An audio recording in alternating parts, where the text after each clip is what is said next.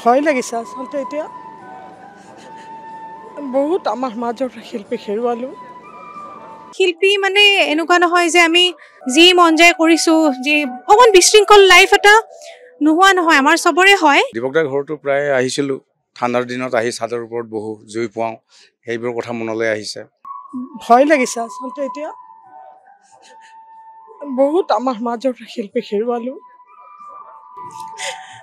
জুবিনৰ শোকটো নাযাওঁতেই চাদুল দাদাক হেৰুৱালোঁ, তাৰপিছত দীপক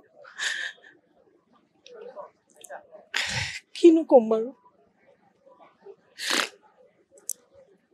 সেইকাৰণে এতিয়া আমি যিসকল আছোঁ আৰু কোনেও নাজানে, ময়ো নাজানো, মই আজি আছোঁ কালি নাই, কিন্তু থকা দিনকেইটা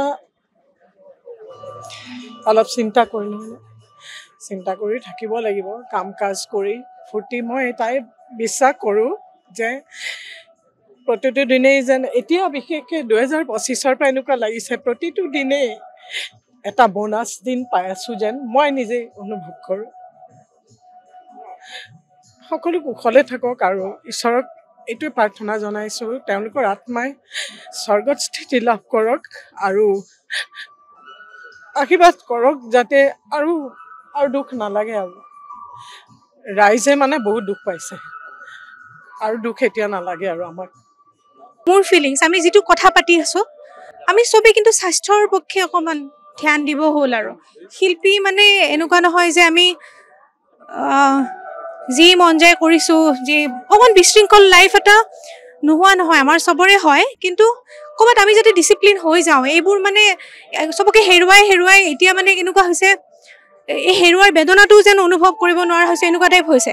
ইমান মানুহে হেৰুৱাইছে, ইমান টেলেণ্টেড তেওঁলোক, গতিকে কিনো ক'ম, এটা যোৱাই নাই। আকৌ এতিয়া দীপক দাৰ কথাটো আহিলে মানে ক'ৰবাত আমি এইটো হজম কৰিব পৰা নাই। গতিকে মই সকলোকে মোৰ অনুৰোধ, আমি যদি অকণমান শিক্ষা এটা লওঁ, সকলোৱে ভালে থাকক আৰু বাকী যে আৰু এনেকুৱা নহয়, আৰু ইমান টেলেণ্টেড মানুহবিলাকক আমি ইমান অকালতে যাতে হেৰুৱাব লগা নহয়, এইটো মোৰ অনুৰোধ। আমি শিল্পীসকলে সঁচাকৈ স্বাস্থ্যৰ যতন নোলোৱাৰ বাবে এনেধৰণৰ আমি দেখিবলৈ পোৱা গৈছে এই ঘটনাবোৰ। আপুনি কৈছে যিহেতু, কি ক'ব তেওঁলোকক?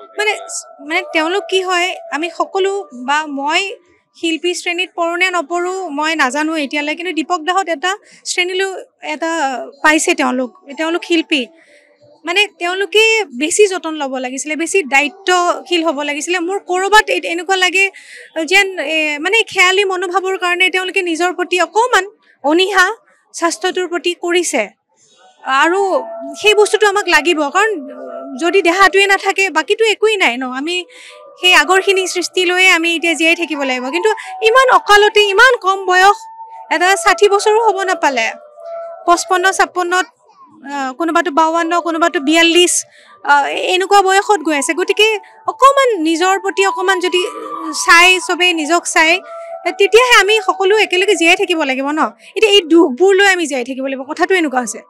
ইটোৰ স্মৃতি, সেইটোৰ স্মৃতি, সকলো স্মৃতি লৈয়ে জীয়াই থাকিম। এতিয়া এই সময়খিনি এনেকুৱা হৈছে, খুব ভয়ংকৰ কথা। আৰু আমি বহুকেইজন শিল্পী হেৰুৱাবলগীয়া হ'ল। কিছুদিন আগতেতো আমাৰ মৰমৰ জুবিন গাৰ্গক হেৰালোঁ, সেয়াইতো দুখ যোৱাই নাই, কিন্তু যোৱাকালি আমি দীপক দাকো হেৰুৱাবলগীয়া হ'ল।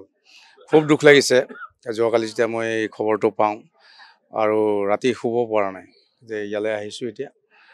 আৰু খুব দুখ লাগিছে, কাৰণ দীপক দাই যিখিনি কৰিলে অসমবাসীৰ কাৰণে, কাৰণ বাঁহীটো লৈ গৈয়ে ভাৰতবৰ্ষ নহয় গোটেই পৃথিৱীতে অসমখনক চিনাকি কৰি দিলে। গতিকে দীপক দাৰ দৰে আৰু দ্বিতীয় ব্যক্তি তেনেকুৱা নোলাব যেন লাগিছে মোৰ। যি নহওক, তেখেতে ভালদৰে থাকক, তেখেতৰ আত্মাই সদগতি পাওক, সেইটোৱে ভগৱানৰ ওচৰত প্ৰাৰ্থনা জনাইছোঁ। পাইছোঁ, 98ৰ পৰাই মই লগ পাইছোঁ তেখেতক। কাৰণ প্ৰায় আমাৰ ইয়াতে বা দীপক দাৰ ঘৰলৈ অহা হয় বা আমি ষ্টুডিঅ'ত লগ পাওঁ। বহু মানে ফকৰ কথা কয় বা ফক গীতবোৰ এনেকৈ গাব লাগে শিকায় ষ্টুডিঅ'ত, আমি তেনেকৈ বহোঁ। আৰু দীপক দাৰ ঘৰটো প্ৰায় আহিছিলোঁ, ঠাণ্ডাৰ দিনত আহি চাদৰ ওপৰত বহু জুই পুৱাওঁ, সেইবোৰ কথা মনলৈ আহিছে। যা নহওক আৰু কি কৰা, দুখৰ কথা আৰু। কাৰণ আমিতো হেৰাবলৈ বহুকেইজনকে হেৰালোঁ 2025ত, এই দুখ লাগিছে। গতিকে দীপক দা য'তে আছে তাতে ভালদৰে থাকক, তেখেতৰ আত্মাই সদগতি পাওক, সেইটোৱে ভগৱানৰ ওচৰত প্ৰাৰ্থনা।